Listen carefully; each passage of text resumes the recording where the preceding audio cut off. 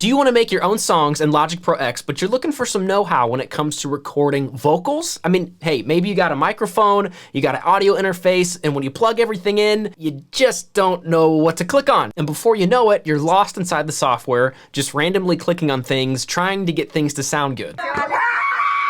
Well, in this video, I'm gonna break down the entire vocal recording process to just a few simple steps. Logic Pro X makes it super easy for you to record and process vocals. I just gotta show you what to click on and what to set up. So that after watching this video, next time you open up Logic Pro X, you're gonna feel confident clicking around in the software and setting things up so that you can record your vocals. As we dive in here, I wanna give you a gift right off the bat. If you're making songs in Logic Pro X, I know this is gonna help you. It's my free mini course called Logic Pro X Songwriter Jumpstart. This mini course will help you set up a new workflow inside Logic Pro X tailored to you and the kind of music that you make so you can streamline your songwriting and make it super easy to capture song ideas. You're gonna set up a system for yourself that you can reuse over and over and over again so you stop getting bogged down with the software when a song idea hits you. This mini course, again, is free. It's under 20 minutes, and it's the perfect complement to what we're gonna be going through today. So take a second, link is in the description, get your hands on that free training and set up your own custom workflow inside of Logic. Okay, so when it comes to recording vocals, I think there's a three-part process that you wanna walk through, all right? And the first step is gonna be prep, the second is gonna be the performance, and then the third is gonna be the processing. So you could think of them as the 3 Ps of vocal recording, okay? Let's jump into the prep first. What am I talking about here? I'm talking about quite literally the equipment and then dialing things in inside Logic to make sure that your equipment and Logic Pro X are talking to each other, right? So that you actually have a chance to record vocals. So if you got a microphone, you got an interface, right? If you're looking to record your vocals, I'm assuming you've got one or both of those things. You're gonna have your microphone plug into your interface. Your interface is gonna plug into your computer, and that's gonna allow the microphone, whatever you record into that microphone, to be transferred and dumped inside Logic Pro X. You could also maybe have a USB microphone, in which case, of course, you could just bypass the audio interface and you're plugging straight into your computer. Same thing, we wanna get the audio into the computer so we have a chance to process it inside Logic. So that's the first step. Make sure you get all that set up. After that, inside Logic, we wanna make sure that we're rocking with the right audio interface to make our lives easier when we're setting up the tracks. So I'm just gonna go up here to the top left, and I'm just gonna go here on Logic Pro, and I'm gonna go down to Settings, and I'm gonna go to Audio. So right here is where we can set up our audio interface. You'll see that I already have mine selected. Whatever your audio interface is, you should see it here. You can choose it, and we wanna select that audio interface as both our output and our input device. Input is super important because that's how we're gonna bring audio in, but our output device, I would highly suggest that if your interface allows for studio monitoring, maybe you've got a pair of monitors or you got a pair of headphones that you're gonna be using and you can adjust that headphone volume and stuff from your audio interface, then you're gonna especially want it to be input device and output device is selected. And then when we add an audio track, we wanna click on audio, and you'll see it should say device, your audio interface, right? It should have the name there, and then audio output device. As long as those two are set and that mirrors what it said in the settings, you're golden. You should be good to go, okay? So to add an audio track to record our vocals, we're gonna go here to input, and we're gonna choose the input that your microphone is plugged into.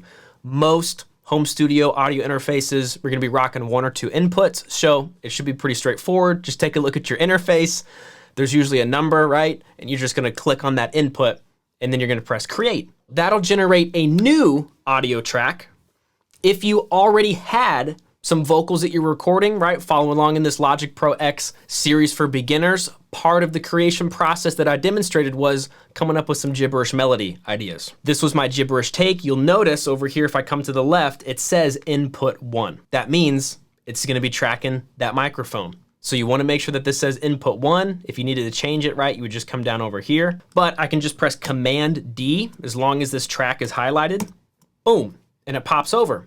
Now, if I wanted to, I can save these melody ideas, right? If I wanted to reference them later, which I do a lot. So to kind of just get them out of the way, I like things clean inside Logic. I'm just gonna right click on this track. So pressing Control and then click. And you can come down to Assign or Track Header Components. And this is just like a simple way of changing the buttons that are gonna show up on the tracks. So if you notice right now, I've like mute, solo, record, monitoring, right? Input monitoring. If I go ahead and right click on here, these are the other buttons that can show up right here. So what I like to do is add the on off button, because this can turn off that entire track, making it inactive. So I like to turn that off. And then on that track, I like to come over here. If you just kind of find the power button for the top one, click, drag all the way down, then it'll get rid of everything. That way, I'm saving some CPU, saving some processing power. Now that all that's turned off, I can rename this, right? My gibberish melodies, and I can store it away. If I go right here, right click again, I can drop down to hide selected track. Boom.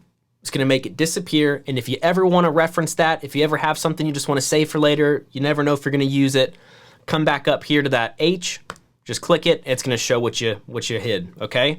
Click it again, it's gonna rehide it. So we've got things looking clean now. We're almost ready to start firing up the microphone and getting some vocals in here. But another step in this prep stage is to sauce up that vocal. The reason I suggest that you use some plugins, get some stuff on there to spice it up, is so that you feel more confident when you're tracking your vocals. If you're just recording vocals raw with nothing in there, there's a lot of respect for that. A lot of artists swear by having nothing on there. They don't want any auto-tune, nothing like that.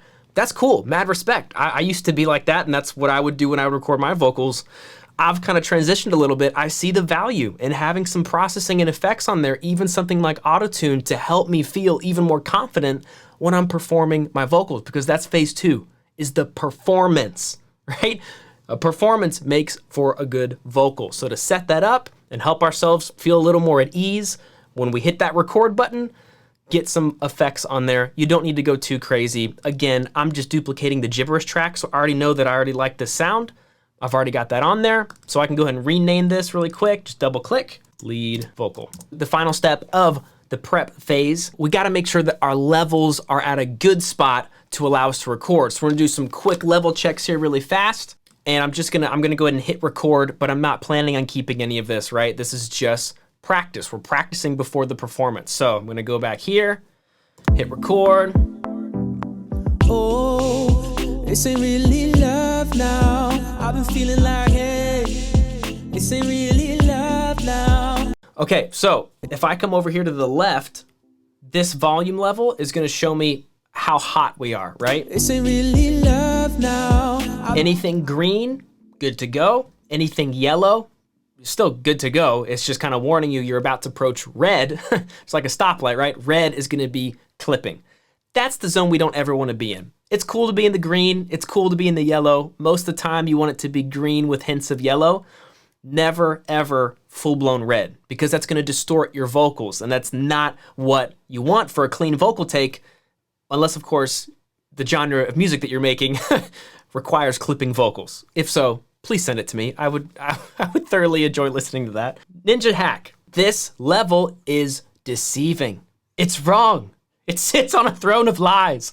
It's not correct. Why? Well, gee, because look at all this processing we have on here. So this fader right now is showing our volume level of the audio that we're recording after all these different effects are on it. So when we're recording vocals, we want to turn on something called pre-fader metering. This is going to give us an accurate read of our audio level going into Logic before hitting all of our processing. So to turn that on, it's pretty straightforward. We're going to come up here to mix, and we're going to drop down. You'll see pre-fader metering. You just want to click that. So we check that off, and you'll notice that the volume bar, right, it moved over to the left. That is what we want when we're recording vocals, because we know that our audio level going in is raw, and that's what we're gonna be tracking. So now if I listen back to this. Oh, this ain't really love now. I've been feeling like, hey, this ain't really love now. Okay, I'm actually okay with that. That's sitting pretty nice, about -5 here. We just don't want it to be bumping up into the red, okay? If you ever noticed that your vocals were getting into the red zone here, it's pretty simple to fix. You just go to your audio interface and turn down the volume knob, or if you had a USB microphone going right into your computer, there's usually a volume knob on the microphone itself, and you can turn down the volume of the audio going in. That's where we want to control it. Another quick tip here too is you're gonna need to adjust your volume levels according to the part of the song that you're singing. For example, choruses are typically a lot more vocally dynamic than verses. They're going to be a lot louder. Usually, right, the chorus is that great sum up of our song. We're going to be belting it out. We're going to be really singing. We're going to be going for it. That vocal that you're tracking in the chorus is not, most of the time, is not going to match the dynamics of what's going on in the verse. So, for example, I'm going to be doing kind of more of a chorus, pre-chorus vocal here. That's the level that I want to practice with. So you'll notice I actually was singing my melody that I have to make sure that the dynamics are going to be captured at the right volume level. If you were doing a softer part, you can turn up the volume on your interface or your microphone. If you're doing a louder part, you're probably gonna have to turn that back down. So just be careful. Don't fall for the trap of setting your volume level on your interface once and then forgetting about it. You're probably gonna need to adjust that based on the section that you're recording. Wonderful. So we have got our prep stage done. Check, complete. Now we're ready for the performance part of recording vocals. And I say performance because that's what you're doing here. You are recording a performance, and a performance will override any set of processing you could ever do to a vocal. I wholeheartedly believe that. Here's why. Because your voice is an instrument. It starts with you. It starts with your vocals. We can do a whole bunch of cool effects. We can put reverb, delays, all this kind of stuff on your vocal to make it sound cool, but no amount of production, no amount of processing is gonna save a poorly performed vocal. So, as part of the performance phase here, just make sure you're warmed up, right? You can Google all the kind of vocal tips if you want, but I would encourage you not to go down the weeds too much. Just make sure your voice is warm, you feel comfortable, you're not straining too much when you're trying to hit a note to ensure that you have a good performance. And speaking of having a good performance, Logic Pro X has a killer feature to help you with your performance. It's called comping vocals. Let me explain this really quick. Logic Pro X has a feature that when you record vocals, you can set to record vocals over a specific period of time. In that period of time, you can do multiple takes without ever having to stop. You just get to stay in your zone, do take after take, and Logic will automatically capture and store those for you. And it sets you up perfectly for a processing part where you can then choose the parts of your vocal that you dig the most, that you like the most. I think the best way to really drive this home is just to show you. So I'm gonna go ahead and get rid of this. A key part to making sure this works how you want it to is to set up a cycle range, all right? And so a cycle range inside of Logic, you'll notice there's this kind of grayed out bar here. If I just click on it, it turns yellow, and I can drag that around wherever I want. We're gonna use this for recording vocals. So let's say I wanna start, right, about 2 measures before, just so I got enough time. And then I wanna go all the way through the section that I'm gonna record. So maybe I'll just go a little bit after it right here. So now in total, I'll trim that up a little bit. It's gonna give me 1 measure, 2 measures before it loops. So if I just press play, it's not gonna start over here. It's gonna stay within the cycle range, right? And then once it was gonna end, it'll kick back around, right? It's important to note too that when you press record, like recording audio, will override the cycle range that you have. It'll still start recording it wherever the play head is at. So I'm still gonna need to move it here, but it's just a set it and forget it because I'm gonna hit record once and I'm not gonna stop until I feel like somewhere in this group of vocal takes, you felt like you got it. Like the take is in there somewhere, okay? Got my lyrics on my phone right here. No judgment, let's go. Oh, and now it breaks down. It seems like things ain't making sense now. And just when I started moving forward, I'm getting caught up in it all. Okay, now you're gonna see it loop back around. Here we go. Oh, and now it breaks down. It seems like things ain't making sense now. And just when I started moving forward, getting caught up, I'm getting caught up in it all. Wait, one more. Yeah. Oh, and now it breaks down. It seems like things ain't making sense now. And just when I started moving forward, getting caught up in it all. simply press the space bar to stop recording, and check out what Logic Pro X did for us. It gave us all of our takes right here, which smoothly transitions us to our processing phase now. So let's get inside this vocal comp right here, this comp stack. I'm gonna go ahead and take off the cycle range, which you can just click up here, or you can click on the bar itself. Zoomed in just a little bit so I can see things a little bit clearly, a little bit more clear here. You literally get to go through and select the parts that you like from each take. So it's as simple as this. I'm gonna zoom in here, and you'll notice that when you're hovering over, you're gonna get this kind of straight line. You just need to click to select the other take, right? So you just click on it to activate it.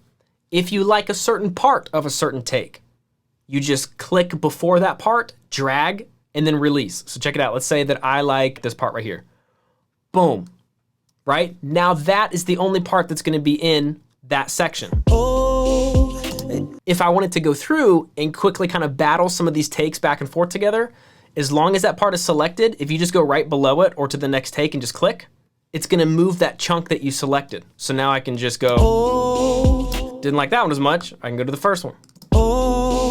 Didn't like that one as much, I can stick with that first one here. So now I've got, right? But now we're gonna go back to take one, and we're gonna go through this line. So I typically like to use this tool kind of line by line, unless a certain part of a take stuck out to me. So I'm gonna go over here. And now it breaks down, it seems like things. Okay, so I'm gonna go and click up.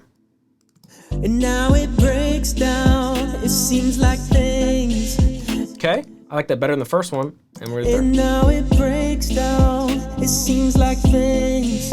Okay, perfect example, I can say this right here. I liked how I said things in the second take better than the third take. But this third take, I liked it all the way up to things. What do?